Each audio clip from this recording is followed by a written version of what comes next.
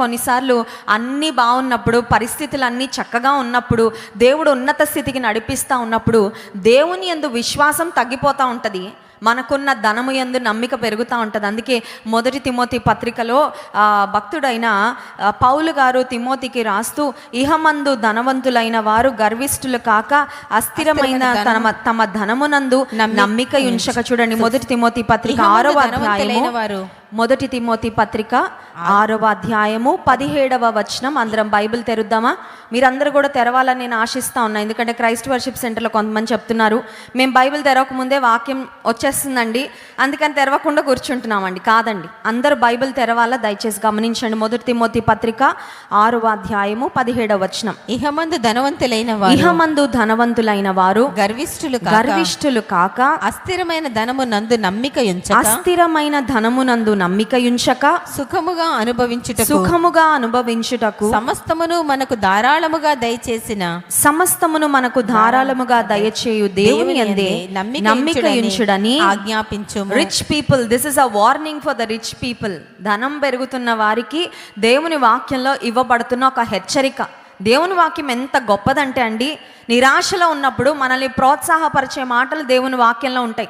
దుఃఖంలో ఉన్నప్పుడు మనల్ని ఆదరించే మాటలు దేవుని వాక్యంలో ఉంటాయి. కష్టంలో ఉన్నప్పుడు ఆ కష్టం నుండి గట్టెక్కించడానికి మనకు అవసరమైన సూచనలు దేవుని వాక్యం అనుగ్రహిస్తుంది. అంత మాత్రమే కాదు, దేవుని మార్గంలో నుండి తప్పిపోతున్నప్పుడు కూడా దేవుని మార్గం మనల్ని హెచ్చరిస్తూ ఉంటుంది. ఎట్లా అంటే, ఒక తల్లి ఒక తండ్రి బిడ్డలను పెరుగుతూ ఉన్నప్పుడు పొరపాట్లు చేస్తూ ఉంటే పోతే పోన్లే అని చూస్తూ ఊరుకోం కదండి. ఎందుకంటే మన పిల్లలు చెడిపోవడం, పాడైపోవడం, తప్పిపోవడం ఏ తల్లిదండ్రికి ఇష్టం ఉండదు. కాబట్టి ప్రేమించిన ప్రతి తల్లి తండ్రి బిడ్డలను దండిస్తారు, బిడ్డలను శిక్షిస్తారు, బుద్ధి చెప్తారు, ఇలా ఉండకూడదు, ఇది కరెక్ట్ కాదని చెప్తారు. దేవాతి దేవుడు కూడా తన ప్రజలైన మనము తప్పిపోతూ ఉంటే మనల్ని హెచ్చరిస్తాడండి. ఇక్కడ ఇహమందు ధనవంతులైన వారిని గూర్చి, లేదంటే ధనము పెరుగుతూ ఉన్నప్పుడు మా అహంకార దృష్టి, లేదంటే ధనము యందు నమ్మిక వచ్చే పరిస్థితులు వస్తాయి. కాబట్టి దేవుని వాక్యం స్పష్టంగా సెలవిస్తుంది, ఇహమందు ధనవంతులైన వారు గర్విష్ఠులు కాక అస్థిరమైన ధనమందు నమ్మిక ఉంచకుండా దేవుని యందే నమ్మిక ఉంచు. కాబట్టి ధనం పెరుగుతూ ఉన్నప్పుడు లోక సంబంధంగా కూడా గర్వం పెరుగుతూ ఉంటుంది. కానీ దేవుని బిడ్డలకి ధనం పెరుగుతూ ఉన్నప్పుడు ఏం పెరగాలంటే దేవుని యందు నమ్మిక పెరగాలంట. హల్లెలూయా! అర్థమవుతుందండి? అంటే దానికి అర్థం ఏంటంటే, ఈ లోక సంబంధంగా నేను ఎంత ఆశీర్వదించబడినప్పటికీ ఈ లోక సంబంధమైన స్థితిగతులు, ఈ లోక సంబంధమైన ఆస్తి నా విశ్వాస జీవితాన్ని నేను పాడు చేయనివ్వను అని ఒక తీర్మానం తీసుకోవాలన్నమాట. ఇహమందు ధనవంతులైన వారు దేవుని యందు నమ్మిక ఉంచాలి, కానీ అస్థిరమైన తమ ధనము యందు నమ్మిక ఉంచడానికి వీలు లేదు. హిజ్కియా రాజును గురించి మనం ఇప్పుడే చదివాము. దేవుడు తనను రాజరికంలోకి తీసుకొచ్చాడు. రాజరికం అంటే ఏంటంటే, రాజు దగ్గర ఉన్న ఏమంటారంటే ఆ రాజ్యంలో ఉన్న ధనము, ఆ రాజ్యంలో ఉన్న వెండి, బంగారము, విలువైన వస్తువులు అన్నీ కూడా ఖజానా అంటారు కదా. రాజుగారి ఖజానాలో ప్రతిదీ ఉంటుంది. సో రాజుకి ఏమనిపిస్తుంది అంటే, యూజువల్గా నాకు ఇంకేం కావాలి అనిపిస్తుంది. నాకు ఇంకేం కావాలి, ఒక మనిషికి ఏం కావాలి, కావాల్సినవన్నీ నా దగ్గరే ఉన్నాయి కదా అనే ఒక అనుభవము ఖచ్చితంగా రాజులకు వస్తుంది. కానీ హిజ్కియా రాజును గురించి చెప్పబడిన మంచి మాట, దేవుడు అతన్ని ఆశీర్వదించి అధికారంలో ఉన్నత స్థితిలో పెట్టిన తర్వాత దావీదు వలె మరి హృదయపూర్వకంగా నీతిని అనుసరించాడంట. రెండవది, అతడు దేవుని యందు విశ్వాసం ఉంచాడు. 6వ వచనం చూడండి, 2వ రాజుల గ్రంథము 18వ అధ్యాయము 6వ వచనం. అతడు యెహోవాతో హత్తుకొని ఆయనను వెంబడించుటలో వెనుక తీయక ఆయన మోషేకు ఆజ్ఞాపించిన ఆజ్ఞలన్నిటినీ గైకొనుచుండెను. మూడవదిగా ఇతని గురించి వ్రాయబడిన మాట, దేవుని హత్తుకొని జీవించాడంట. హల్లెలూయా! హగ్ ఎవరికి ఇస్తామండి? మన బిడ్డలకి మనము, లేకపోతే నా వారు అనిపించినప్పుడే హత్తుకొనే అనుభవం ఉంటుంది. ఇక్కడ హిజ్కియా దేవుని హత్తుకొని జీవించిన వ్యక్తి. విశ్వాసలంగా దేవుని మందిరానికి వచ్చేటప్పుడు కొంతమంది ఎట్లా ఉంటుందంటే, ఆదివారం వచ్చి దేవునికి కనబడి దూరం నుండి ఒక నమస్కారం పెట్టి ఒక దండం పెట్టుకొని అంటారు కదా, ఇలా వెళ్తా చాలామంది చేస్తూ ఉంటారు. కొన్ని పుణ్యక్షేత్రాలు లేదంటే కొన్ని గుళ్ళు కనబడినప్పుడు బయట నిలబడి ఇలాగా వాళ్ళ రెస్పెక్ట్, వాళ్ళ మనసులో ఏమన్నా ఉంటే దేవుడికి చెప్పుకొని వెళ్ళిపోతూ ఉంటారు. దేవుడు అలా నువ్వు దూరం నుండి ఆయన వెంబడించాలని ఎప్పుడు కోరుకోవట్లా. God is not happy when we follow him from a distance. దూరం నుండి దేవుని వెంబడిస్తా, దూరం నుండి దేవుని చూస్తా, దేవుడు ఇలాగేమో అలాగేమో అని ఊహాగానాలతో ఉండడం దేవుని ఇష్టం కాదు. దేవుడు కోరుకుంటుంది ఏంటంటే ఆయన దగ్గరకు మనం రావాలని, ఆయనను హత్తుకొని జీవించాలని. హల్లెలూయా. కొన్నిసార్లు మా పిల్లలు ఒకేసారి ముగ్గురు ఒకటే నేను వాళ్ళకి చేయాలని ఆశపడతాను. ముగ్గురు నా ఒళ్ళో కూర్చోవాలనుకుంటున్నాను. నేను అంటాను, నాకు 2 చేతులు 2 కాళ్ళు ఉన్నాయి. I wish I had more. నాకు ఎక్కువ ఉంటే బాగుండు అనిపిస్తుంది. ఒక్కొక్కసారి మా పిల్లలు తినిపించమంటారు. నాకు 2 చేతులు పనిచేయవు కదా, కుడి చేతితోనే తినిపిస్తాం. సరే, మా చిన్న పిల్లలు ఇద్దరికి తినిపిస్తా ఉన్నాయి. ఇటు ఒక పాపను అటు ఒక పాపను పెట్టుకొని తినిపిస్తూ ఉంటే మా రెండో పాప అంటుంది నాకే తినిపించు మమ్మీ అంటుంది. మూడో పాప అంటుంది నాకే తినిపించు మమ్మీ అంటుంది. ఇంత లోపల మా మూడో అమ్మాయికి చాలా ఐడియాలు వస్తూ ఉంటాయి. తను అనింది, మమ్మీ నీలాగే 2 మమ్మీలు ఉంటే ఎంత బాగుండు, నాలాగే ఉండాలంట, మా ఇంట్లోనే ఉండాలంట, కొంచెం కూడా డిఫరెన్స్ ఉండకూడదంట. అప్పుడు నేను అక్కతో నిన్ను షేర్ చేసుకోవాల్సిన అవసరం ఉండదు కదా మమ్మీ, నాకు ఉంటావు అక్కకు కూడా ఉంటావు కాబట్టి అంటే డబుల్ యాక్షన్లో నేను ఉండాలన్నమాట కోరుకుంటా ఉంది. చూడండి, కొన్నిసార్లు ఎవరైనా ఒకరికి మనం దగ్గరగా ఉంటే ఇంకొకరికి ఉండలేము, అదే సమయంలో మనం దగ్గరగా ఉండలేము. కానీ మన దేవునిలో ఉన్న ప్రత్యేకత ఏంటంటే he can be close to each and every one of us at the same time. నాకు దగ్గరగా ఉన్న దేవుడే మీకు దగ్గరగా ఉండేవాడు. నన్ను హత్తుకున్న దేవుడే మిమ్మల్ని హత్తుకునేవాడు. నన్ను ఆదరించే దేవుడే మిమ్మల్ని ఆదరించేవాడు. నాతో మాట్లాడే దేవుడే మీతో మాట్లాడేది. ఒకే సమయంలో ఒకే కాలంలో అందరితో చాలా దగ్గరగా ఉండగలిగిన గొప్ప దేవుడు మన దేవుడు. హల్లెలూయా. అందుకే మన దేవునికి ఉన్న పేరేంటంటే నిజముగా మొరపెట్టు వారికి ఆయన సమీపముగా. ఎంత సమీపంగా ఉంటావయ్యా అంటే నువ్వెంత సమీపంగా కోరుకుంటావో అంత సమీపంగా నీకు. ఒకవేళ దేవుడు నీకు దూరంగా ఉన్నాడని నీకు అనిపిస్తుందంటే ఆయన నీకు దూరంగా జరిగిపోలా, నువ్వు ఆయనకు దూరంగా జరిగిపోయావు అనమాట. అర్థమవుతుందండి? కొన్నిసార్లు కొంతమందిని గురించి మనం బాధపడతాం. ఒకప్పుడు చాలా క్లోజ్గా ఉన్నారండి, కానీ ఇప్పుడు అంత క్లోజ్గా ఉండట్లేదండి. మనం ఎవరైనా బాగా ప్రేమిస్తే ఒక టైంలో మనకి చాలా సన్నిహితంగా ఉండి కొన్ని కారణాల చేతో వాళ్ళ బిజీ లైఫ్ని బట్టో కొంచెం దూరం అయ్యి మునుపటిలాగా ఎక్కువగా మాట్లాడుకోలేకపోతా ఉంటే బాధ అనిపిస్తూ ఉంటుంది కదా. ఒకప్పుడు చాలా క్లోజ్గా, ఒకప్పుడు చాలా మంచి స్నేహితులమండి, ఒకప్పుడు అన్నీ పంచుకునే వాళ్ళమండి. ఈ మధ్య ఎందుకో డిస్టెన్స్ వచ్చేసిందండి, ఈ మధ్య గ్యాప్ వచ్చేసిందండి, ఈ మధ్య ఎక్కువ కమ్యూనికేట్ చేసుకోలేకపోతున్నామండి అని అనిపిస్తాం. మనుషులు దూరం అయితే వాళ్ళు నిజంగా దూరం అవుతారేమో కొన్ని కారణాల చేత, కానీ దేవుడు దూరం అయ్యాడని నీకు అనిపిస్తుందంటే ఆయన వెళ్ళలా దూరంగా, నువ్వు వెళ్ళిపోయావు దూరంగా. లోకాన్ని ప్రేమించి లోక ఆకర్షణలకు లోనై ఈ లోక స్నేహాలతో, లేదంటే సెల్ ఫోన్తో బిజీ అయిపోయి, నీ ఉద్యోగంతో బిజీ అయిపోయి, నీ బాధ్యతలతో బిజీ అయిపోయి నీవు నేను డిస్ట్రాక్ట్ అయిపోయి దేవునికి దూరంగా వెళ్తాం. కానీ ఆయన మనకు ఎప్పుడు కూడా సమీపంగానే ఉండాలి అని ఆశపడే దేవుడు. హిజ్కియాను గురించి వ్రాయబడిన 3వ మాట, ఆయన దేవుని హత్తుకున్నాడంట, దేవుని వెంబడించుటలో వెనుక తీయలేదంట. మోషే ద్వారా దేవుడు అనుగ్రహించిన ఆజ్ఞలన్నిటినీ అనుసరించాడు. 4వ మాట చూడండి, 7వ వచనం. కావున యెహోవా అతనికి తోడుగా ఉండెను. తాను వెళ్ళిన చోటునెల్లా అతడు జయము పొందెను. బా, ఎంత మంచి మాట. 4వ మాట ఏంటంటే హిజ్కియాను గురించి వ్రాయబడిన మాట, దేవుడు అతనికి తోడుగా. నేను అనుకుంటాను ఒక మనిషి సాధించగలిగిన గొప్ప స్థితి ఏంటంటే దేవుడు తనకి తోడుగా ఉండడం అనే స్థితే. There is nothing greater than that. దానికన్నా గొప్ప స్థితి ఇంకేమీ ఉందని నేను అనుకోనండి. ప్రపంచంలో ఎంత ఉన్నతమైన ప్రదేశానికి వెళ్ళినా దేవుడు తోడుగా లేకపోతే ఆ బ్రతుకు ఏమన్నా అవ్వచ్చు. టైటానిక్లో ఎక్కిన వాళ్ళు అనుకున్నారు వీఆర్ ద గ్రేటెస్ట్ పీపుల్. ఈ ప్రపంచంలో ఆ కాలంలో టైటానిక్ ఉన్న సమయంలో ఎక్కుతున్న వాళ్ళందరిలో మేమెంత అదృష్టవంతులము, మేమెంత భాగ్యవంతులం, ఎంత అద్భుతమైన ఎక్స్పీరియన్స్ మాకు కలుగుతుందని ఎక్కారు. కానీ వారికి తెలియలేదు ఆ సమయంలో వారు మరణాన్ని ఆహ్వానిస్తూ ఉన్నారని. ఈ మధ్యకాలంలో టైటానిక్ లాగా మళ్ళీ టైటాన్ అని ఇంకొక సబ్మెరీన్ ఏర్పాటు చేసుకొని 5 వ్యక్తులు వెళ్ళి అందులో ఎక్కారు. వాళ్ళు అనుకున్నారు ఏదో వింత చూద్దాం, ఏదో విచిత్రం చూద్దాం, ఒక స్పెషల్ ఎక్స్పీరియన్స్ పొందుకుందామని వెళ్ళారు. ఆ లోపల ఎక్కడ బ్లాస్ట్ అయిందో మనకి తెలీదు టైటాన్. అందులో వెళ్ళిన కుబేరులు, చాలా గొప్ప స్థితిలో ఉన్న వాళ్ళు, తిరిగి వారి శవాలు కూడా, కనీసం ముక్కలు కూడా వారి దేహంలో దొరకలేదు. ఎందుకంటే సముద్ర గర్భంలో వాళ్ళు కలిసిపోయారు. నువ్వు ఎక్కడికి వెళ్తున్నావని కాదు, నువ్వు ఏ పని చేస్తున్నావని కాదు, ఏ స్థితిలో ఉన్నావని కాదు, దేవుడు నీకు తోడుగా ఉన్నాడా లేదా అనేదే ప్రశ్న. అనుదినం ప్రశ్నించుకోవాల్సింది ఏంటంటే, దేవా నీ సన్నిధి నాకు తోడుగా ఉందా? ఉండాలయ్యా, నీ సన్నిధి నాకు కావాలి. దేవుని సన్నిధిని అనుదినము అనుక్షణము కోరుకోవాలండి. దేవుని సన్నిధి కోరుకోకపోతే, దేవుని సన్నిధిని ఆశించకపోతే ఈ లోకంలో ఎటువంటి ప్రమాదమైన ఎప్పుడైనా పొంచి ఉండొచ్చు. నేను ఒక వీడియో చూస్తూ ఉంటే అందులో ఒక కుమార్తె తన తండ్రి కొరకు ఏడుస్తూ ఉంది.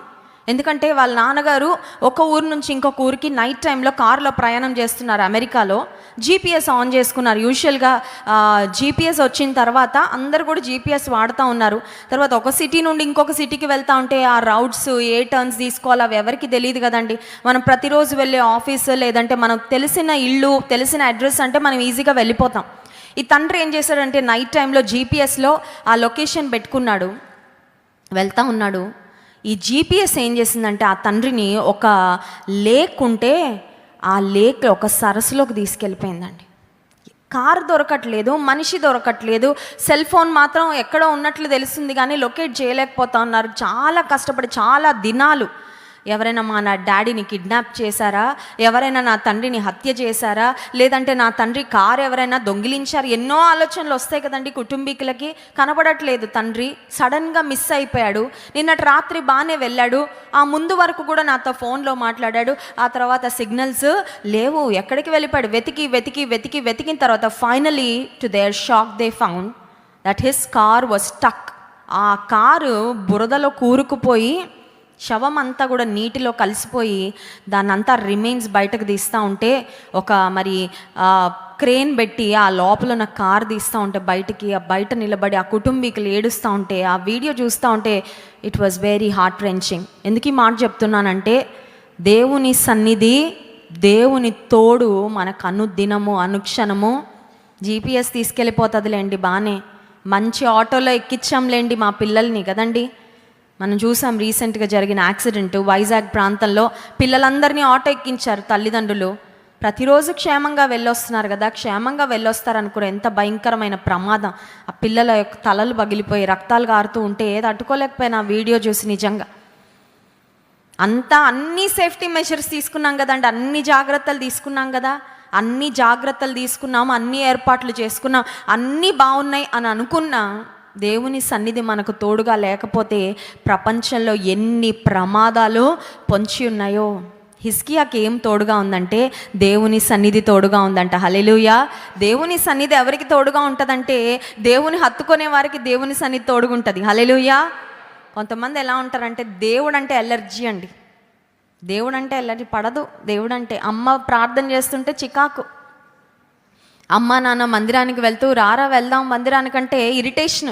ఎందుకంటే అంత దగ్గరగా వెళ్ళిపోవాలా దేవుడికి, ప్రతి ఆదివారం వెళ్ళిపోవాలా దేవుని సన్నిధికి అని కొంతమంది లెక్క లేకుండా దేవుని విషయంలో చాలా అజాగ్రత్తగా, చాలా కేర్లెస్గా మాట్లాడుతూ ఉంటారండి. దేవుని హత్తుకొని జీవించాలని ఇష్టం ఉండదు.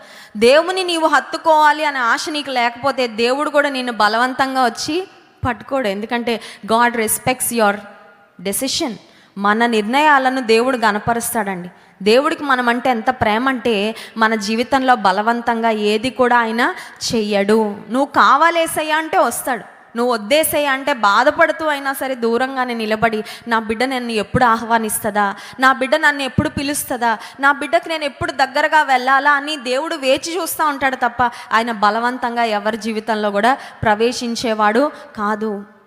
హిజ్కియా దేవుని హత్తుకొని బ్రతికాడు కాబట్టి దేవుడు అతనికి తోడుగా ఉన్నాడంట.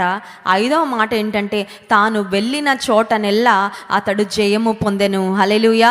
This is indeed a great achievement. గొప్ప జయం అండి. పలానా వారి మీదకి వెళ్ళి జయం పొందాడు కానీ ఆ తర్వాత జరిగిన యుద్ధంలో ఓడిపోయాడు, అది కాదు హిజ్కియా యొక్క రికార్డ్. వరల్డ్ కప్ కోసం ఎంత బాగా ఎదురు చూసామండి. అందరూ స్టేటస్లు పెట్టుకొని మేము అక్కడికి వెళ్ళాం, ఇక్కడికి వెళ్ళాం, ఆ స్క్రీన్ పెట్టుకున్నాం, ఈ స్క్రీన్ పెట్టుకున్నాం, ఇలా చూస్తున్నాం, అలా చూస్తున్నాం. ముందు నుంచి అందరూ డిసప్పాయింట్మెంట్, కన్నీళ్ళు, వేదనలు, ఎంత ఆర్భాటంగా వెళ్ళారో అంత సాడ్గా బ్యాక్ వచ్చేసాం కదా. అప్పటి వరకు అన్నీ జయం పొందారు. And we all were wishing and praying కదా. కొంతమంది ప్రార్థన కూడా చేసి ఉంటారు, కొంతమంది ఉపవాసం కూడా ఉండుంటారేమో క్రికెట్ ఫ్యాన్స్. దేవా ఎలా అయినా మాకు వరల్డ్ కప్ ఇవ్వయ్యా ప్లీజ్ చేసుంటాము, కానీ కప్పు రాకపోయే ఒక్క ఆఖరి దానిలో జయం పొందకపోతే జయం వచ్చినట్లండి. ముందన్నీ విన్నయ్యాం, కానీ ఆఖరిలో జయము. బట్ హిజ్కియా జీవితాన్ని గురించి ఆలోచన చేస్తే తాను ఎక్కడికి వెళ్ళినా తాను వెళ్ళిన చోట నెల్లా అతడు జయము పొందెను. నీ జీవితంలో కూడా వెళ్ళిన ప్రతి చోటులో జయం కావాలా? వేసే ప్రతి అడుగులో జయం కావాలా? చేసే ప్రతి ప్రయత్నము సఫలం అవ్వాలా? చేసే ప్రతి కార్యములో దేవుడు నీకు తోడుగా ఉండి నిన్ను నడిపించాలా?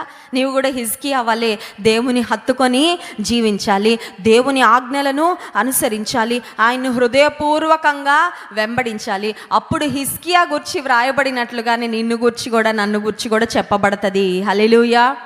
హిజ్కియా గురించి అయిపోయిందండి, మనం చెప్పుకుంటున్నాం. మన జీవితం, మన చరిత్ర ముగించిన తర్వాత మన గురించి ఎవరు చెప్పుకుంటారండి? మన తర్వాత వాళ్ళు చెప్పుకుంటారండి. అర్థమవుతుందా? మన తర్వాత వాళ్ళు మన గురించి చెప్పుకునేటట్లు దేవునితో బ్రతికితే నీ జీవితం 10 మంది చెప్పుకొని స్ఫూర్తి పొందేటట్లుగా నీ జీవితం ఉంటుంది. సాదాసీదాగా సామాన్యంగా లోకంలో బ్రతికేస్తూ ఇష్టానుసారంగా జీవించేస్తూ కాంప్రమైజ్ అయిపోయి లోకంతో రాజీ పడిపోయి ఏముందిలే నా బ్రతుకు ఒక బ్రతికేనా అనుకుంటే అలాగే ఉంటుంది. లేదు, ప్రభు కొరకు సాక్షిగా బ్రతకాలి, దేవునితో నేను నడవాలి, అనేక మందిని దేవుని వద్దకు నడిపించాలి, దేవుని రాజ్యంలోకి అనేక మందిని నేను చేర్చాలి. బ్రతుకున్నప్పుడు, జీవితం ఉన్నప్పుడు దేవుని కొరకు వాడబడాలని ఒక ఆశ నీకుంటే దేవుడు నిన్ను బహుబలంగా వాడుకుంటాడు. నీవు చనిపోయిన తర్వాత కూడా నిన్ను గురించి 10 మంది చెప్పుకునే గొప్ప సాక్ష్యము దేవుడు నీకు అనుగ్రహిస్తాడు. హల్లెలూయా. మన చర్చ్లో దేవుని పరిచర్యలో వాడబడిన డాక్టర్ రాజ్ కుమార్ గారిని గురించి నేను చెప్పాలని ఆశిస్తున్నా. డాక్టర్ రాజ్ కుమార్ గారు చాలా అద్భుతమైన పీడియాట్రిషియన్గా ఆయన మరి మంచి సేవలు అందించారు. ఈ వాజ్ అ గవర్నమెంట్ డాక్టర్, చాలా మంచి ప్రొఫెషనల్ ఆయన.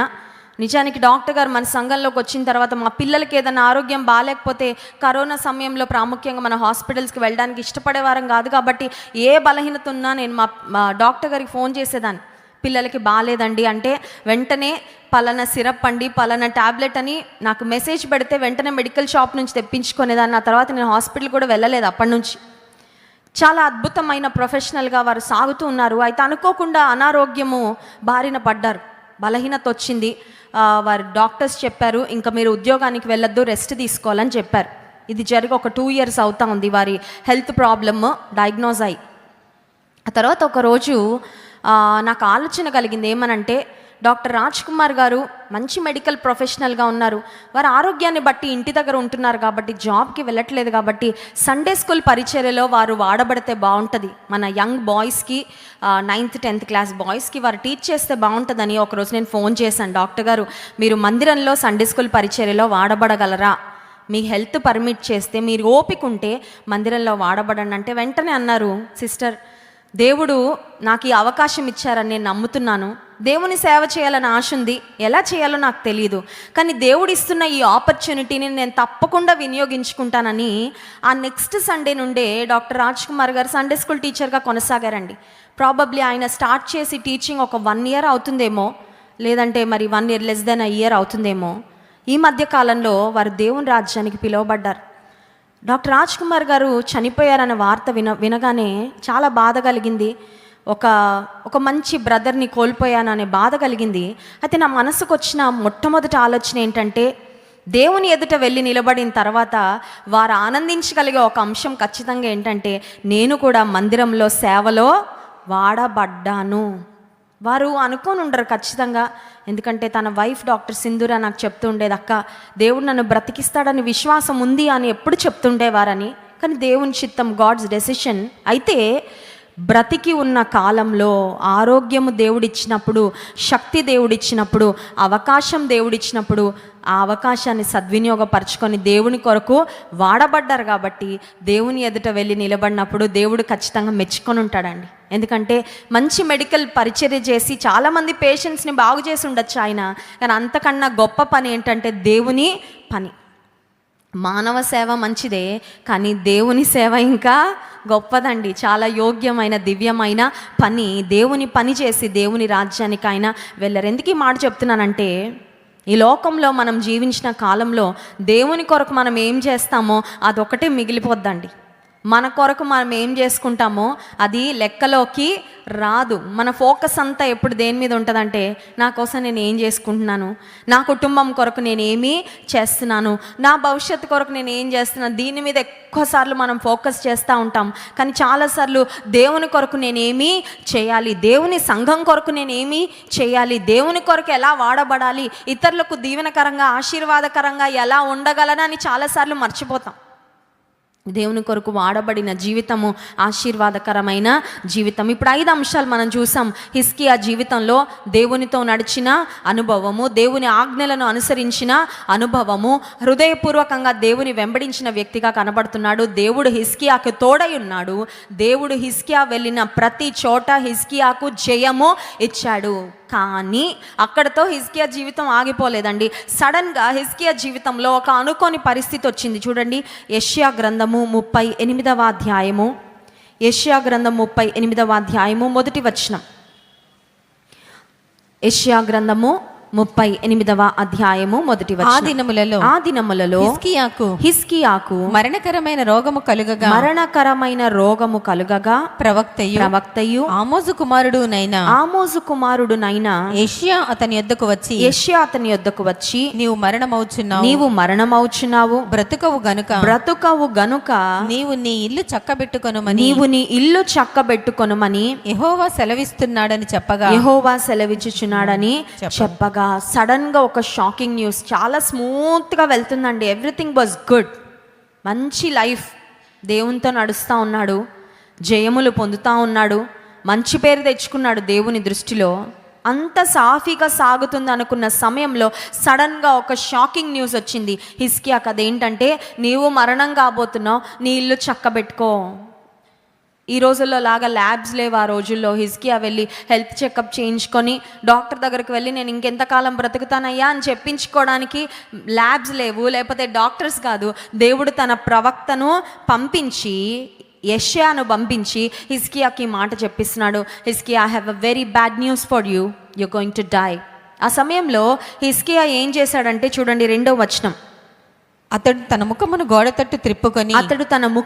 గోడ తట్టు తిప్పుకొని యెహోవా యథార్థ హృదయుడనై సత్యముతో నీ సన్నిధిని నేనెట్లు నడుచుకొంటినో నీ దృష్టికి అనుకూలముగా సమస్తమును నేనెట్లు జరిగించి తినో కృపతో జ్ఞాపకం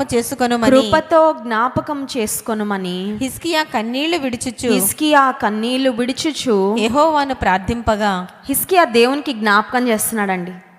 కొన్నిసార్లు మనం ఎవరికైనా సహాయం చేసి చాలా కాలం అయిపోయాక మళ్ళీ వాళ్ళ సహాయం కొరకు వెళ్ళాల్సి వస్తే, ఒకవేళ వాళ్ళకి వెళ్ళి గుర్తు చేస్తాం ఏమనంటే, ఒకప్పుడు నేను మీకు సహాయం చేశాను కదా, ఒకసారి అది గుర్తు చేసుకొని ఇప్పుడు నేను అవసరంలో ఉన్నాను, నాకు హెల్ప్ చేయండి అని కొన్నిసార్లు గతంలో మనము ఎవరికైనా సహాయం చేస్తుంటే అది వెళ్ళి మనం రిమైండ్ చేస్తాం. ఇక్కడ హిజ్కియా దేవుని ఎదుటకు వెళ్ళి ఏం రిమైండ్ చేస్తున్నాడంటే, నీ ఎదుట నేను ఎలా నడిచానో ఒక్కసారి జ్ఞాపకము నీకు నాకు దేవుని ఎదుటకు వెళ్ళి చెప్పడానికి ఏమైనా ఉందండి? దేవుని సన్నిధిలో వెళ్ళి మొరపెట్టుకోవడానికి, దేవా నేను నీ ఎదుట ఎలా నడిచాను, నీ కొరకు నేను ఎలాంటి కార్యాలు చేశాను, నిన్ను ఎలా నేను హత్తుకొని జీవించాను, నీ ఎదుట నమ్మకంగా ఎలా బ్రతికాను, నీ కొరకు నమ్మకంగా ఎలా సాగాను, యథార్థతను ఎలా నేను కలిగి ఉన్నాను, ఒక్కసారి జ్ఞాపకం చేసుకో అయ్యా అని చెప్పడానికి మన దగ్గర ఒకవేళ మంచి సాక్ష్యం ఉంటే దేవునికి మహిమ, హల్లెలూయా. ఒకవేళ లేకపోతే కలిగి ఉండడానికి ప్రయాసపడదాం. హిజ్కియా దేవుని సన్నిధిలో అంటున్నాడు, నీ ఎదుట నేను ఎలా బ్రతికానో ఒక్కసారి నువ్వు జ్ఞాపకము చేసుకో అని కన్నీళ్లు విడుచుచు, 3వ వచనం, కన్నీళ్లు విడుచుచు యెహోవాను ప్రార్థింపగా. రాజు కన్నీళ్లు విడుస్తాడా? అసలు పురుషులు ఏడుస్తారా? పురుషులు ఎప్పుడైనా ఏడుస్తారండి? స్త్రీలే ఏడవరు చాలాసార్లు. లేదు, స్త్రీలు చాలా ఏడుస్తారు కదా. స్త్రీలు చాలా ఎమోషనల్, స్త్రీలు చాలా ఏడుస్తారు. పురుషులు ఏడవరు. పురుషులు ఏడ్చినా కనబడకుండా ఏడుస్తారేమో మేబీ. పురుషులు they like to be very strong. స్త్రీలు ఏడుస్తావు అంటే చికాకు పడతాం. ఊరికే ఏడుస్తావేంటి నువ్వు? ఊరికే ఏడుస్తావేంటి? పురుషులకు అంత త్వరగా ఏడుపు రాదండి. కానీ హిజ్కియా గుండె పగిలిపోయింది. ఇప్పుడు పగిలిపోయిన స్థితిలో, విరిగిపోయిన స్థితిలో, నిస్సహాయ స్థితిలో, ఇప్పటి వరకు నేను కెరియర్గా ప్రొఫెషనల్ వైజ్ చాలా జయాలు చూశానయ్యా, but my life is at stake. ఇప్పుడు నా ప్రాణం పోతుంది దేవా, నువ్వు తప్ప నాకు దిక్కెవరు? రాజు కానీ రాజాది రాజు దగ్గర గుండె పగిలిన స్థితిలో ఏడుస్తూ ఉన్నాడండి. నీ జీవితంలో కూడా ఒకవేళ ఇంకా నేను ఏం చేయలేను, no way to go, dead end వచ్చేసింది నా లైఫ్లో, రాక్ బాటమ్ హిట్ చేశా, ఇంక నాకు ఏం లేదు, వేరే మార్గమే లేదు అన్న స్థితి వస్తే నీవు నేను చేయాల్సింది ఏంటంటే దేవుని దగ్గరికి వెళ్ళి కన్నీటి ప్రార్థన చాలా గొప్ప ప్రార్థన అండి. హల్లెలూయా. దాని విలువ నీకు తెలిస్తే కన్నీటితో నువ్వు ప్రార్థించడం నేర్చుకో. కన్నీటి ప్రార్థన ఊరికే రాదు. కన్నీటి ప్రార్థన విరిగి నలిగిన హృదయంలో నుండి వస్తుంది, ఊరికే రాదండి. భర్త తిడితే ఊరికే వస్తుంది కన్నీళ్ళు, ఎవరైనా ఏమన్నా అంటే ఊరికే కన్నీళ్ళు వస్తాయేమో, కానీ ప్రార్థనలో కన్నీళ్ళు ఎప్పుడు వస్తాయంటే విరిగి నలిగిన హృదయంలో నుంచే వస్తాయి కన్నీళ్ళు. హిజ్కియా వాజ్ బ్రోకెన్, విరిగిపోయిన స్థితిలో ఉన్నాడు, తన ప్రాణం పోతుంది, మరణ శాసనం, డెత్ స్టేట్మెంట్ కూడా వచ్చేసింది తన జీవితంలో. దేవుని సన్నిధిలో కన్నీళ్ళు విడిచుచు ప్రార్థన చేస్తే వెంటనే డెత్ న్యూస్ ఎలా అయితే వచ్చిందో మళ్ళీ దేవుడు వెంటనే ఇంకొక శుభవార్త పంపించారు. చూడండి 4వ వచనం, యెహోవా వాక్కు యెషయాకు ప్రత్యక్షమై ఇలాగు సెలవిచ్చెను, నీవు తిరిగి హిజ్కియా యొద్దకు పోయి అతనితో ఇట్లనుము, నీ పితరుడైన దావీదునకు దేవుడైన యెహోవా నీకు సెలవిచ్చినదేమనగా, నీవు కన్నీళ్లు విడిచుట చూచితిని, నీ ప్రార్థన నేను అంగీకరించి ఉన్నాను. చాలండి, నీ ప్రార్థన విన్నాను అని చెప్పొచ్చు కదండి దేవుడు. హిజ్కియా నీ ప్రార్థన విన్నానయ్యా అని చెప్పించచ్చుగా. దేవుడు పంపించిన సమాచారంలో ఎంత క్లారిటీ ఉందో ఒకసారి చూడండి. ఈ ప్రపంచంలో అత్యంత కాస్ట్లీ లిక్విడ్ ఏంటో తెలుసా? మర్క్యూరియో, పర్ఫ్యూమ్సో ఇవి కాదండి. The most expensive liquid in the world is tears. కన్నీళ్ళు చాలా విలువైన లిక్విడ్, ఎందుకంటే ఈ కన్నీళ్ళలో చాలా ఎమోషన్స్ ఉంటాయి కదా, చాలా బాధ మన కన్నీళ్ళ రూపంలో బయటకు వస్తూ ఉంటుంది చాలాసార్లు. ఇప్పుడు హిజ్కియా దేవుని సన్నిధిలో కన్నీళ్లు విడిస్తే దేవుడు అంటున్నాడు, I have seen your tears. అది దేవుడు చెప్పాల్సిన అవసరం లేదండి. నీ కన్నీళ్ళు కూడా చూశానని చెప్పాలా? కన్నీళ్ళు చూశాను అని దేవుడు చెప్పాడంటే హిజ్కియా యొక్క కన్నీటికి దేవుడు విలువిచ్చాడా, విలువ ఇవ్వలేదా? అంటే నీవు నేను దేవుని సన్నిధిలో కన్నీరు కారిస్తే దేవుడు చికాకు పడతాడా? నీవు నేను కన్నీరు గారిస్తే అది వేస్ట్ అవుతుందా? అవ్వదు. హిజ్కియా యొక్క కన్నీళ్లను దేవుడు చూసి మళ్ళీ యెషయాకు చెప్పి పంపించాడు. ఏమనండి, ఐఎమ్ ష్యూర్ హిజ్కియా అందరు చూసేటట్లు ఏడ్చుండడు, రాజు కదా, he has his own privacy. రాజు దగ్గరికి, రాజు అంతఃపురంలోకి అందరేం వచ్చారు, అందరేమి చూసే పరిస్థితులు ఉండవు. అయినా రాజు మనుషులందరూ ఎదుట కనబడేటట్లు ఎందుకు ఏడుస్తాడండి? రహస్యంగా గోడ వైపుకు తిరిగి ఎవరు చూడకుండా హిజ్కియా కన్నీళ్లు విడిచాడు. కానీ దేవుడు నీవు కన్నీళ్లు విడుచుట చూచితిని, నీ ప్రార్థన అంగీకరించాను. హల్లెలూయా. ప్రేమైన తల్లి, ఎవ్వరు చూడనప్పుడు నువ్వు కన్నీరు కారుస్తున్నావే, గుండెలు బాదుకుంటూ నువ్వు రోధిస్తున్నావే, ప్రేమైన తమ్ముడు నువ్వు ఏడుస్తున్నావే, నా పరిస్థితి ఏంటి, నా భవిష్యత్ ఏంటి, నాకు సహాయం చేసేవారు ఎవరు, what is going to be my future అని ఆలోచిస్తున్నావు కదా. దేవుడు నీతో కూడా మాట్లాడుతున్నాడు, నీవు కన్నీళ్లు విడుచుట చూశాను, నీ ప్రార్థన నేను అంగీకరించి. దేవుడిచ్చిన ఒక శుభవార్త 6వ వచనం చూడండి, ఇంకా 15 సంవత్సరములు ఆయుష్యము నీకు ఇచ్చేదను, మరియు ఈ పట్టణమును నేను కాపాడుచు నిన్నును ఈ పట్టణమును అష్షూరు రాజు చేతిలో పడకుండా విడిపించెదను. హల్లెలూయా. ఒక్క రోజు ఆయుష్ పెంచడానికి ఎంత డబ్బు ఖర్చు పెట్టాలి చెప్పండి మీరు? ఒక్క రోజు ఆయుష్. వెంటిలేటర్ మీద ఉన్న వాళ్ళు, బంధువులు వెంటిలేటర్ మీద ఉంటే, ఫ్యామిలీ మెంబర్స్ వెంటిలేటర్ మీద ఉంటే, ఆ బయట ఉన్న వాళ్ళ గుండెలు ఎలా ఉంటాయి తెలుసా అండి? ఎప్పుడు ఏ వార్త, అమ్మో వినకూడని వార్త ఏది వినకూడదు అని బయట అలా అరచేతిలో పెట్టుకొని గుండెను అలా కాచుకొని ఉంటారు. మా నాన్న ఆయుష్ పొడిగించండి, నా తల్లి ఆయుష్ పొడిగించండి, నా భర్త ఆయుష్ పొడిగించండి, నా బిడ్డల ఆయుష్ పొడిగించండి అని హాస్పిటల్లో బయట రోదన చెందుతున్న వాళ్ళకి తెలిసి ఏమనంటే, ఎంత డబ్బు పోసినా ఆయుష్ను ఒక్కరోజు కూడా డాక్టర్లు ప్రయత్నం అయితే చేస్తారు, కానీ అన్ని సంతకాలు పెట్టించుకుంటారు. ఎందుకు? చనిపోగానే అందరు వెళ్ళి పడతారు కదా డాక్టర్ల మీద, మీరే చంపేశారంటారు. పాపం వాళ్ళు ఏం చేయరు, వాళ్ళు ప్రయత్నం చేస్తారు, చాలా కష్టపడతారు డాక్టర్స్. కానీ తమ వారిని కోల్పోయిన వేదనలో ఈ పేషెంట్లు ఏం చేస్తారంటే డాక్టర్లు కొడతా ఉంటారంట, కూడా డాక్టర్లను కొడతా ఉంటారంట. నాకు తెలిసిన కొంతమంది డాక్టర్స్ చెప్తా ఉంటారు, మాది ఎలాంటి ప్రొఫెషన్ అంటే అండి, బాగు చేస్తే దేవుడు అండి అని 2 చేతులెత్తి దండం పెడతారండి. బై ఎనీ ఛాన్స్ మేము ఎప్పుడు కోరుకోము, మా బెస్ట్ ప్రయత్నం మేము చేస్తాం. పేషెంట్కి ఏమన్నా అయితే కొన్నిసార్లు మా మీద పడి మమ్మల్ని కొడతారండి, మమ్మల్ని అటాక్ చేస్తారు. మేము ఎంత సహాయం చేసినా వాళ్ళు ఉన్న బాధలో అర్థం చేసుకోకుండా మా మీద దాడి చేస్తారు. డాక్టర్ల మీద కూడా చాలా దాడులు జరుగుతూ ఉంటాయి. కొన్నిసార్లు న్యూస్ ఛానల్స్లో కూడా చూపిస్తూ ఉంటారు, పలానా వాళ్ళ ఫ్యామిలీ మెంబర్స్ వచ్చి డాక్టర్స్ మీద దాడి చేశారు. ఎంత అద్భుతమైన ప్రొఫెషనల్ అయినా, ఎన్ని మెడికల్ ఫెసిలిటీస్ ఎక్విప్మెంట్ ఉన్న super speciality multi speciality hospital అయినా, ఎన్ని వేలు లక్షలు పోసినా ఆయుష్ను ఒక్క రోజైనా ఎక్స్టెండ్ చేయగలరా? No way. డాక్టర్స్ అంటే ప్రయత్నం అయితే చేస్తామండి, కానీ ఆయన చేతిలో ఉంది, దేవుడి చేతిలో ఉంది. We can only try. కానీ హిజ్కియా కన్నీళ్ళు విడవగానే దేవుని హృదయం ఎంత కరిగిపోయిందంటే, హిజ్కియాస్ టీయర్స్ మూవ్డ్ గాడ్స్ హార్ట్. దేవుడు వెంటనే యెషయా ప్రవక్తతో పంపించిన సమాచారం, 15 సంవత్సరాలు నీ ఆయుష్ని నేను పొడిగిస్తున్నాను. Hallelujah. I'm going to extend your life for 15 years. 15 years అంటే ఎంత డబ్బు పోస్తే వస్తుందండి ఆయుష్? 1 గంట కూడా పొడిగించలేరే మనుషులు ఎంత ప్రయత్నం చేసినా. దేవుడు అంత ధారాళంగా, అంత లావిష్గా హిజ్కియాను బ్లెస్ చేశాడండి. హిజ్కియా యొక్క కన్నీటిని దేవుడు ఆనర్ చేసి, హిజ్కియా యొక్క కన్నీటిని దేవుడు గమనించి ప్రతిఫలము ఇచ్చాడు. యాకోబు పత్రిక 5వ అధ్యాయము 16వ వచనంలో యాకోబు భక్తుడు ప్రార్థనా శక్తిని గురించి రాస్తూ ఈ మాటలు పలికాడు. చూడండి, యాకోబు పత్రిక 5వ అధ్యాయము 16వ వచనం. మీ పాపములను ఒకరితో ఒకడు ఒప్పుకొనుడి, మీ పాపములను ఒకనితో ఒకడు ఒప్పుకొనుడి, మీరు స్వస్థత పొందునట్లు, మీరు స్వస్థత పొందునట్లు ఒకని కొరకు ఒకడు ప్రార్థన ఒకని చేయుడి, కొరకు ఒకడు ప్రార్థన చేయుడి. నీతిమంతుని విజ్ఞాపన, నీతిమంతుని విజ్ఞాపన మనఃపూర్వకమైనదై బలము గలదై ఉండును, బహుబలము గలదై ఉండును. హల్లెలూయా. ప్రార్థన బలమైనదంట, ఎందుకంటే బలమైన కార్యాలు ప్రార్థన ద్వారా సాధించుకోగలం. హిజ్కియా జీవితంలో అదే రుజువైంది.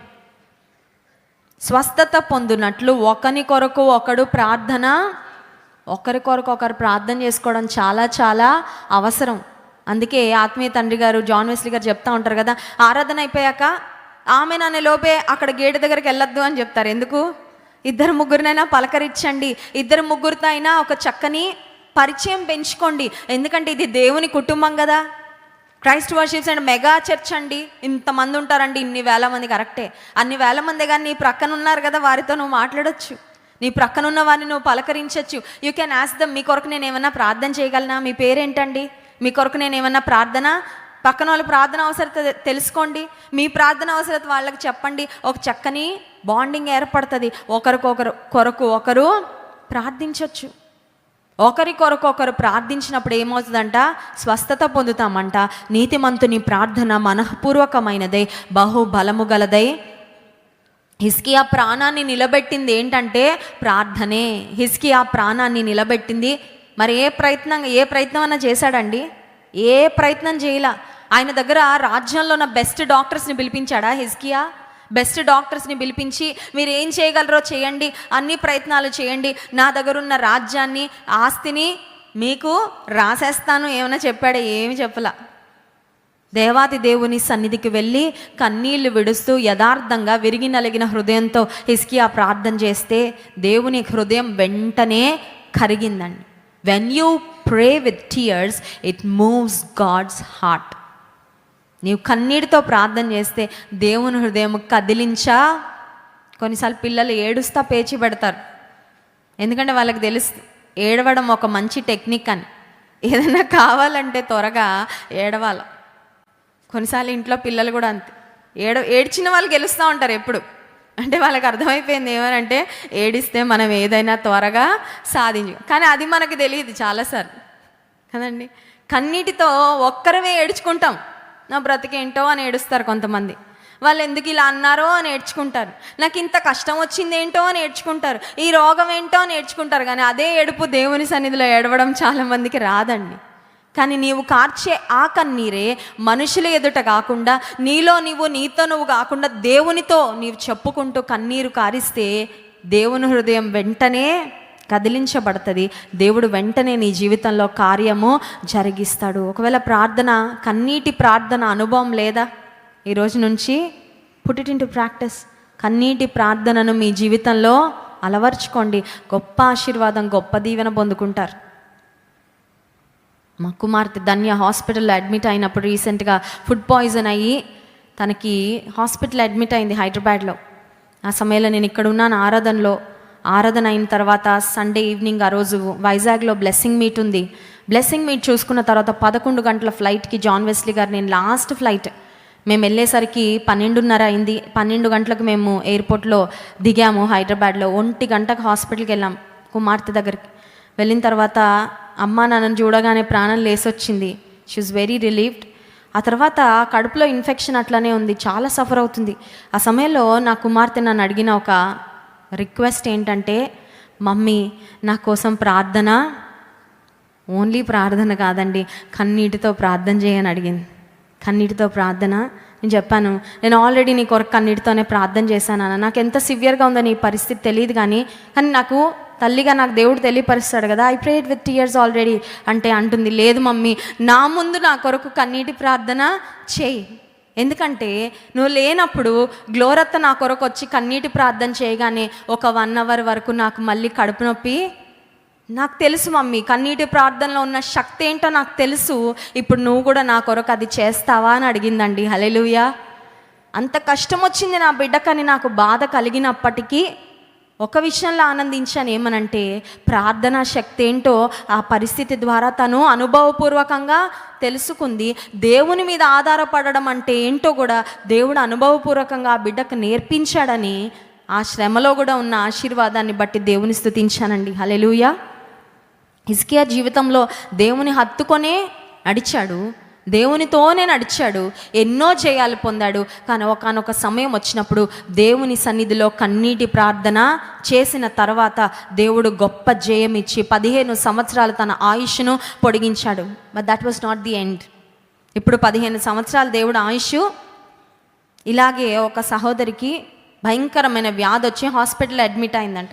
హాస్పిటల్ అడ్మిట్ అయిన తర్వాత డాక్టర్స్ చెప్పారంట, కష్టం అమ్మ, ఇంకా సర్వైవల్ చాలా చాలా కష్టం అనగానే కన్నీటి ప్రార్థన చేసుకుంది. హిజ్కియాలాగా ప్రార్థన చేసుకోగానే డాక్టర్స్ వచ్చి చెప్పారు, ఇంకొక 15-20 సంవత్సరాలు నీకు ఏ డోకా లేదమ్మా, చాలా బాగుంటావు, ఏం పర్వాలేదు, రిపోర్ట్స్ అన్నీ నార్మల్ అయిపోయాయి అనగానే, ఎలాగో అడ్మిట్ అయ్యాను కదా, ఇన్సూరెన్స్లో అన్నీ కవర్ అయిపోతాయని ఫేస్ లిఫ్ట్, ఆ లిఫ్ట్, ఈ లిఫ్ట్ అన్నీ చేసుకొని కాస్మెటిక్స్, ఆ తర్వాత ప్లాస్టిక్ సర్జరీస్ ఈ రోజుల్లో చాలా ఎక్కువైపోయాయి. నేను రీసెంట్గా దుబాయ్ వెళ్ళినప్పుడు అక్కడ నాకు ఒక ఆశ్చర్యకరమైన విషయం తెలిసింది. అదేంటంటే, దుబాయ్ స్త్రీలు ప్లాస్టిక్ సర్జరీలకు చాలా ఇంపార్టెన్స్ ఇస్తారంట. అంటే పుట్టిన పోలిక కాకుండా ఆ పోలికలన్నీ మార్చేసుకుంటారంట. నాకు ఇలా కావాలి, అలా కావాలని అందం కొరకు, రూపం కొరకు చాలా డబ్బులు ఖర్చు పెడతారంట అక్కడున్న స్త్రీలు.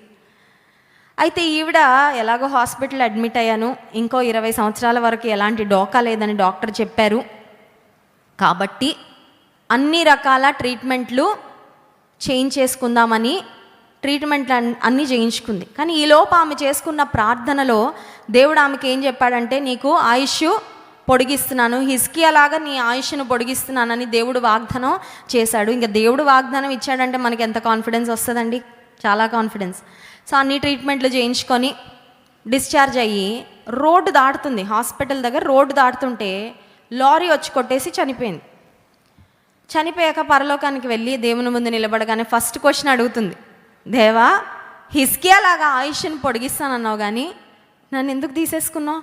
నేను భవిష్యత్తు కొరకు చాలా ప్లానింగ్ చేసుకున్నాను, అన్నీ ఏర్పాట్లు చేసుకొని చాలా హ్యాపీగా ఉన్నాను, నన్ను ఎందుకు ఇలా డిసప్పాయింట్ చేసావంటే దేవుడు అన్నారంట, అమ్మ నిన్ను నేను గుర్తుపట్టలేదు అన్నాడంట. ఏంటంట, ఆమె అన్నీ మొహం అన్నీ మార్చేసుకుంది కదా పాపము. ఆమెకి ఎంత వయసు, 50 ఏమో మరి, 25 సంవత్సరాలలాగా అన్నీ ట్రీట్మెంట్లు తీసుకునేసరికి దేవుడు అన్నాడంట, I'm so sorry my daughter, I couldn't recognize. ఒక జోక్ లాగే అనిపిస్తుంది కానీ ఆమెకు ఆయుష్ పొడిగించబడింది అనగానే ఆమె స్పిరిచువల్ లైఫ్లో ఒక రిలాక్సేషన్ అనమాట. అర్థమవుతుందండి? నీకు ఏ డోకా లేదనగానే ఎలా అంటే అలా బతికేయచ్చులే, మళ్ళీ రేపు వెళ్ళిపోతావు అనగానే అప్పుడు ఏం చేయాలా? గట్టిగా పట్టేసుకొని దేవుణ్ణి ప్రార్థన. కొంతమంది భక్తి ఇలా లేదండి, సిలువ మీద దొంగలాగా ఆ ఛాన్స్ ఇవ్వయ్యా, నాకు ఇంకే కోరికలు లేవు, కానీ సిలువ మీద ఆఖరి క్షణంలో రక్షణ పొందిన దొంగలాగా అలాంటి అవకాశం ఇవ్వే. లోకంలో ఉన్నంత వరకు ఎంజాయ్ చేసేస్తా, ఇష్టానుసారంగా బ్రతికేస్తా, లాస్ట్ మినిట్లో మాత్రం ఛాన్స్ ఇవ్వకుండా మాత్రం నరకానికి పంపించకు. హిజ్కియా జీవితంలో దేవుడు ఆయుష్ను పొడిగించిన తర్వాత సంథింగ్ హ్యాపెండ్. చూడండి, యెషయా గ్రంథము 39వ అధ్యాయము 1వ వచనం. యెషయా గ్రంథం 39వ అధ్యాయము 1వ వచనం. ఆ కాలమందు బబులోను రాజును బలదాను కుమారుడైన మెరోదకల్బదాను హిజ్కియా రోగి అయి బాగుపడిన సంగతిని విని పత్రికలను కానుకను అతని యొద్దకు పంపగా హిజ్కియా దూతలు వచ్చిన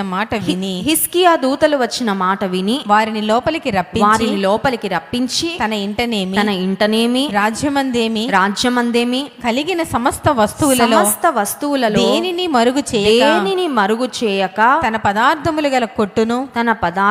గల కొట్టును వెండి బంగారములను గంధవర్గములను పరిమళ తైలమును ఆయుధశాలను తన పదార్థములలో ఉన్న సమస్తమును వారికి చూపించెను. పక్కనున్న బబులోను రాజుకి ఈ విషయం వినబడిందంటే ఏమనంటే అసలు చనిపోవాలి, కానీ ఈలోపు దేవుడు అతన్ని బ్రతికించాడు. సో అతనికి ఆరోగ్యం ఇప్పుడు బాగుపడింది, ఒక మరణకరమైన వ్యాధి వచ్చింది, డెడ్లీ డిసీజ్ వచ్చింది అని. చూడండి, మనకన్నా మన శత్రువులకు ముందు తెలిసిపోతూ ఉంటాయి మన జీవితంలో ఏదన్నా దుర్వార్తలు ఉంటాయి, ఎందుకంటే వాళ్ళు బాగా ఆనందిస్తారు కదా. ఇప్పుడు ఇశ్రాయేలీ రాజుగా ఉన్నాడు, మరణకరమైన వార్త రాగానే I'm sure the Babylonian king celebrated maybe. మా పొరుగు రాజుకి ఇలా అయిపోతుందంట, రోగం వచ్చిందంట, అలా అయిపోతున్నాడు, ఇలా అయిపోతున్నాడు అని బహుశా ఆనందించడేమో. కానీ వెంటనే బాగుపడ్డాడని సమాచారం రాగానే ఈ రాజు ఏం చేశాడంటే తన దగ్గర ఉన్న దూతలను పంపించి కొన్ని కానుకలు, కొన్ని గిఫ్ట్స్ పంపించాడు. ఆ దూతలు కొన్ని గిఫ్ట్స్ తీసుకొని రాగానే మరణకరమైన రోగముతో ఉన్న హిజ్కియా అప్పుడే బాగుపడి దేవుడు ఇంకా 15 సంవత్సరాల ఆయుష్ ఇస్తాను అనగానే అతను నోరు తెరిచినా, తను ఆలోచించినా తన హృదయంలో ఒకటే ఆలోచన ఉండాలి, అదేంటంటే ఎవరు వచ్చినా వారికి నేను సాక్ష్యము అవునా కదండి. దేవుడు ఇంత కార్యం చేశాడు కాబట్టి ఎవరు నా దగ్గరకు వచ్చినా నేను ఖచ్చితంగా సాక్ష్యము ఇస్తాను, నేను ఖచ్చితంగా దేవుడు నా పట్ల చేసిన కార్యాన్ని గురించి వివరిస్తాను, నేను దేవుని స్తుతిస్తాను అనుకోవాలి. కానీ ఈ హిజ్కియా ఏం చేస్తున్నాడంటే వాళ్ళు రాగానే ఇతని ఖజానా మొత్తం ఓపెన్ చేసి ఇతని దగ్గర ఏమేమి సంపదలు ఉన్నాయో అవన్నీ చూపిస్తూ ఉన్నాడు. అంటే అర్థం ఏంటంటే తన గొప్పతనాన్ని, తన ఘనతను ప్రదర్శించుకోవాలని. మనం ఎప్పుడు ప్రదర్శించుకోవాలనుకుంటామంటే గొప్పగా ఫీల్ అవ్వాలనిపించినప్పుడు, అంతే కదండి. కొంతమంది దే ఆర్ రిచ్ అంట, కొంతమంది దే లుక్ రిచ్ అంట, అర్థమవుతుందండి. కొంతమంది ధనవంతులుగా ఉంటారంట కానీ వాళ్ళు చూపించుకోరు, కొంతమంది ధనవంతులుగా ఉండరు కానీ చూపించుకుంటారు చాలా ధనవంతుల్లాగా. వాళ్ళని చూస్తే ఏమనిపిస్తుంది అంటే అమ్మో. ఒకసారి ఒక వ్యక్తి జాన్ వెస్లీ గారి దగ్గరకు వచ్చాడు, ఫుల్ బ్రాండెడ్, ఇంకా మామూలు బ్రాండ్లు కాదు, వాటి పేర్లు కూడా తెలియదులేండి నాకు, I'm not a brand person. బ్రాండ్లన్నీ వేసుకొని అతని వాచ్, అతని అసలు మామూలుగా లేడు, అతను చేసిన హడావిడి కూడా మామూలుగా లేదు. ఇంతకీ అతను ఎవరంటే ఒక ప్యూన్ అంట. ఏంటి, అతనికి వచ్చే జీతం తక్కువే, అతని వెనకాల కుటుంబం ఉంది. అంత డబ్బు ఆ పైన వాటికి ఖర్చు చేయడం కంటే కుటుంబం కొరకు అతను వాడుకోవచ్చు యాక్చువల్గా. But he likes to look rich, maybe because he wants to feel great కదా. ఇతరులు నా వస్తువులను బట్టి లేకపోతే నేను వేసుకునే వాటిని బట్టి నన్ను ఘనపరచాలని ఒక ఆలోచన ఉండొచ్చు. ఇక్కడ హిజ్కియా దేవుడు అతన్ని స్వస్థపరిచిన తర్వాత, దేవుడు అతన్ని బాగు చేసిన తర్వాత అతని నోట సాక్ష్యం ఉండాలి, అతని మనసులో దేవుని ఎలా గనపరచాలి, నా బ్రతుకుని దేవుడు నిలబెట్టాడే, నా ఆయుష్ను దేవుడు పొడిగించాడే, ఆయన రుణం నేను ఎలా తీర్చుకోవాలి అనే ఆలోచన కలిగి ఉండాల్సిన హిజ్కియా బబులోను రాజు కొంతమంది దూతలను పంపించి అతనికి కొన్ని కానుకలు పంపించగానే సరిగ్గా ఆలోచించకుండా తన దగ్గర ఉన్న సంపద అంతా కూడా చూపించేసిన తర్వాత ఏం జరిగిందో చూడండి. 6వ వచనం 5వ వచనం నుండి చదువుదాం. అంతటా యెషయా హిజ్కియాతో ఇట్లా నేను యెహోవా సెలవిచ్చిన మాట వినుము, యెహోవా సెలవిచ్చు మాట వినుము. రాబో దినములలో ఏమీయు మిగలకుండా నీ ఇంటనున్న సమస్తమును నేటి వరకు నీ పితరులు సమకూర్చి దాచిపెట్టినది అంతయు బబులోను పట్టణమునకు ఎత్తుకొని పోవుదురని సైన్యములకు అధిపతియగు యెహోవా సెలవిచ్చు. మళ్ళీ దేవుడు ప్రవక్త అయిన యెషయాను పంపించి this was a punishment for Hezekiah's pride. Hezekiah యొక్క గర్వానికి దేవుడు వెంటనే శిక్ష పంపించాడు. ఏమనంటే అన్నీ చూపించుకున్నావు కదయ్యా, అవన్నిటిని శత్రువులు వచ్చి దోచుకొని వెళ్ళిపోతారు, నీ జీవితం ఖాళీ అయిపోబోతా ఉంది. Pride is like a virus. ఒక వైరస్ కన్నా ప్రమాదమైనది గర్వం అండి. కంప్యూటర్లో, సెల్ ఫోన్స్లో వైరస్ ఏమన్నా వస్తే మనకు తెలిసి ఏమవుతుందో, ఫైల్స్ అన్నీ డిసపియర్ అయిపోతూ ఉంటాయి కదండి. కంప్యూటర్ వాడే వాళ్ళకి తెలుసు. వైరస్ వస్తే కంప్యూటర్లోకి యాంటీవైరస్ ఒకవేళ మనం ఇన్స్టాల్ చేయకపోతే, యాంటీవైరస్ రన్ చేయకపోతే ఏమవుతుందంటే ఫోటోలు, ఆ తర్వాత డేటా, మన దగ్గర ఉన్న వీడియోలు, మన దగ్గర ఉన్న మ్యాటర్ మొత్తం ఆ ఫోల్డర్స్ అన్నీ అదృశ్యం అయిపోతూ ఉంటాయి. ఎందుకంటే ఈ వైరస్ వెళ్ళి వాటన్నిటిని ఎరేజ్ చేసేస్తూ ఉంటుంది మెమరీలో నుంచి.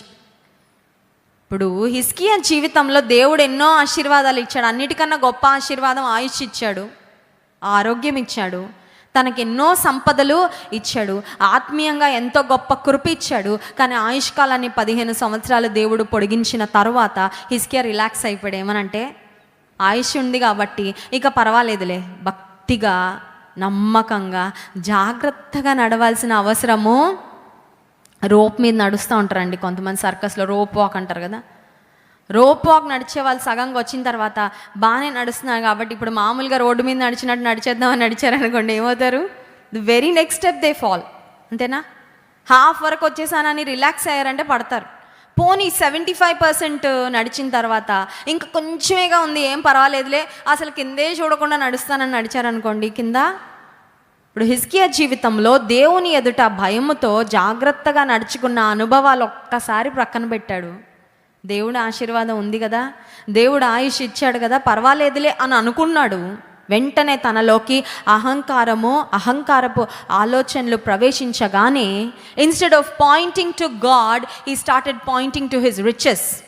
తన దగ్గరకున్న వచ్చిన మనుషులందరినీ కూర్చోబెట్టి వారికి చెప్పాలి, సాక్ష్యం చెప్తాను, నా దేవుడు నా పట్ల చేసిన కార్యము, నా దేవుడు నా జీవితంలో వచ్చిన కీడు ఎలా కొట్టేశాడో, నా ఆయుష్ ఎలా పొడిగించాడో చెప్తాను, కూర్చోండని వారందరికీ దేవుని గుర్చిన కార్యాలను వివరించి దేవుని మహిమపరచాల్సింది పోయి నోరు తెరిచి ఏం మాట్లాడుతున్నాడంటే, నా దగ్గర ఉన్న సంపద ఎంతో తెలుసా, నా దగ్గర ఉన్న గంధవర్గాలు ఎంతో తెలుసా, నా దగ్గర ఉన్న వెండి బంగారం ఎంతో తెలుసా, ఒకసారి అవన్నీ చూడండి అని. He is taking time to show his riches in order to be prideful. గర్వించడానికి, అహంకారంతో ఆనందించడానికి తనకున్న సంపద అంతా చూపించిన తరువాత తన జీవితంలో దేవుడు ఒక మళ్ళీ ప్రవక్త అయిన యెషయా ద్వారా పలికించాడు. ఏమనంటే, నీవేం కలిగి ఉన్నావు అవన్నీ వచ్చి శత్రువులు మోసుకొని.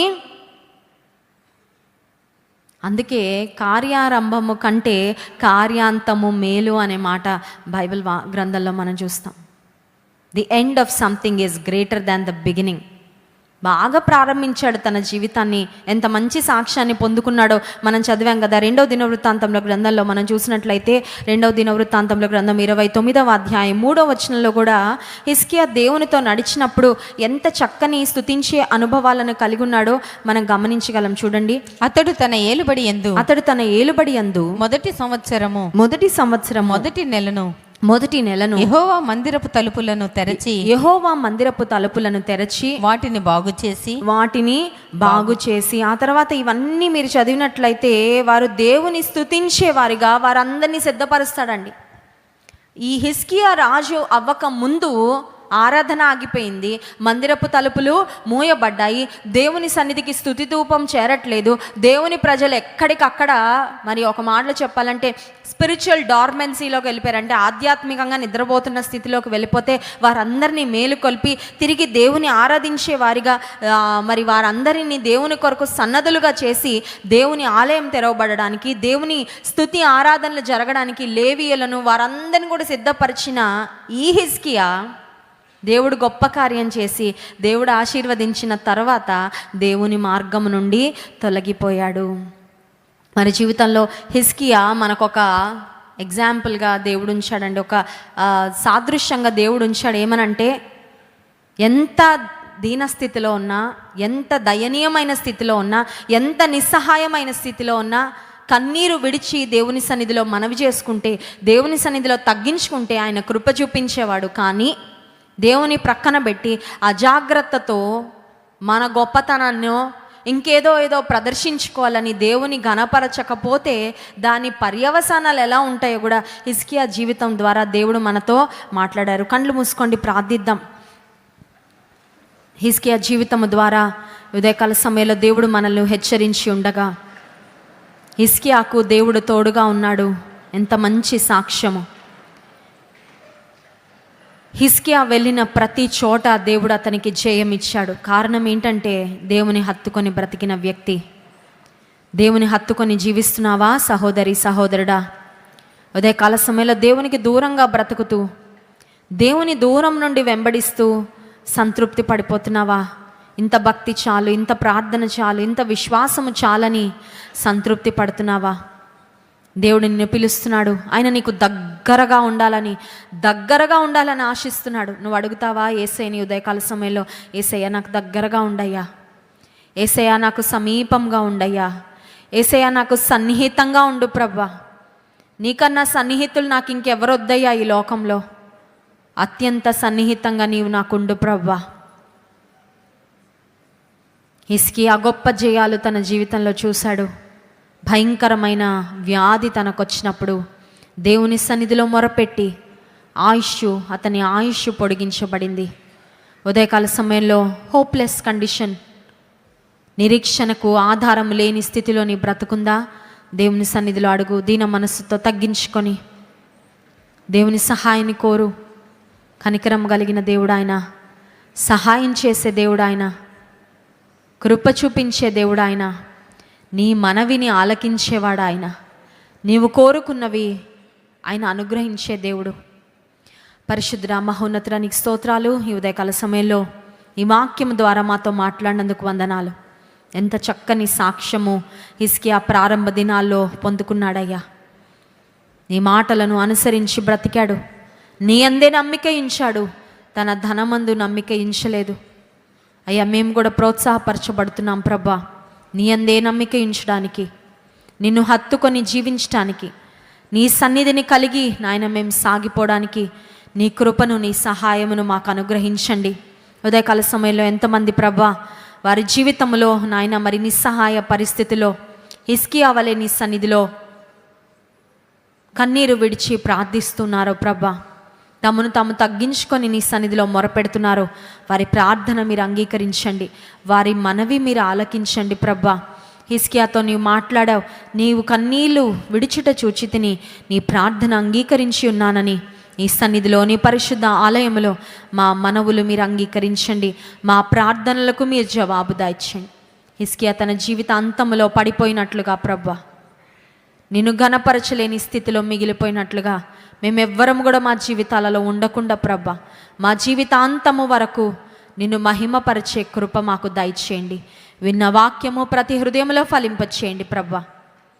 ఈ వారం అంతటిలో ఈ లోకంలో మేము జీవిస్తున్నప్పుడు ఈ లోక మాలిన్యం మాకు అంటకుండా, ఏ శోధనలో మేము పడకుండా ప్రభా, నీ ఎదుట యథార్థముగా, నమ్మకముగా, నిందారహితముగా మేము జీవించే కృప మీరు మాకు దయచేయండి.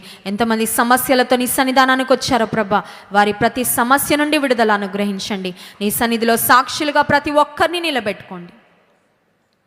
ఘనత, మహిమ, ప్రభావములు మీకే చెల్లిస్తూ విన్న వాక్యానుసారంగా మా జీవితాలు మేము అనుసరించడానికి నీ కృప దయచేయమని యేసు నామమున ప్రార్థిస్తున్నాము తండ్రి. ఆమెన్.